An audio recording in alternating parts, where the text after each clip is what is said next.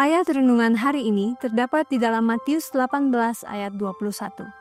Kemudian datanglah Petrus dan berkata kepada Yesus, "Tuhan, sampai berapa kali aku harus mengampuni saudaraku jika ia berbuat dosa terhadap aku? Sampai 7 kali?" Para murid datang kepada Yesus dan bertanya seberapa sering mereka harus saling mengampuni. Orang Farisi berkata cukup 3 kali. Para murid ingin menunjukkan bahwa mereka telah belajar tentang jenis pengampunan yang Yesus tawarkan. Jadi mereka meningkatkan menjadi 7 kali lipat. Tetapi Yesus berkata dalam Matius 18 ayat 22, "Aku berkata kepadamu, bukan sampai 7 kali, melainkan sampai 70 kali 7 kali." Mana yang lebih mudah untuk dimaafkan? Pertama kali seseorang menyinggung perasaan Anda?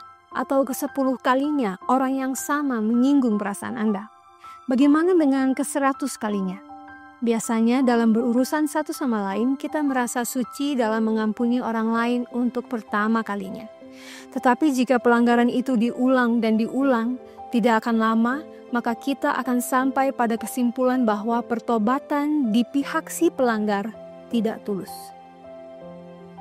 Dalam Lukas 17 ayat 4 dijelaskan lebih lanjut. Yesus berkata bahwa jika saudara Anda bersalah terhadap Anda 7 kali sehari dan 7 kali ia kembali kepadamu dan berkata, "Aku menyesal," engkau harus mengampuni dia. Lalu kata rasul-rasul itu kepada Tuhan, "Tambahkanlah iman kami." Dibutuhkan iman yang hebat untuk memberikan pengampunan semacam itu.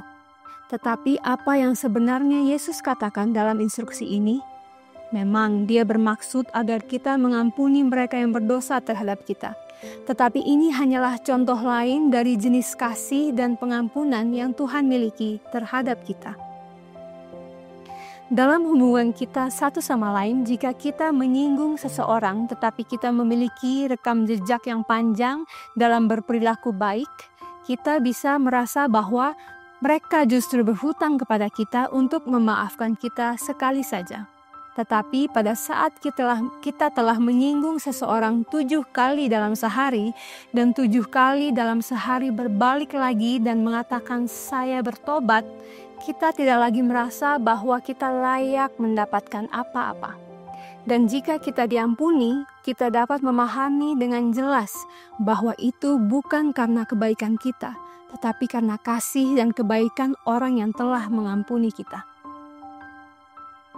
Ini adalah jenis kasih dan kebaikan yang hanya datang dari Tuhan. Tuhanlah penulisnya dan adalah kabar baik bahwa Yohanes 6 ayat 37 tidak memiliki tanggal di dalamnya.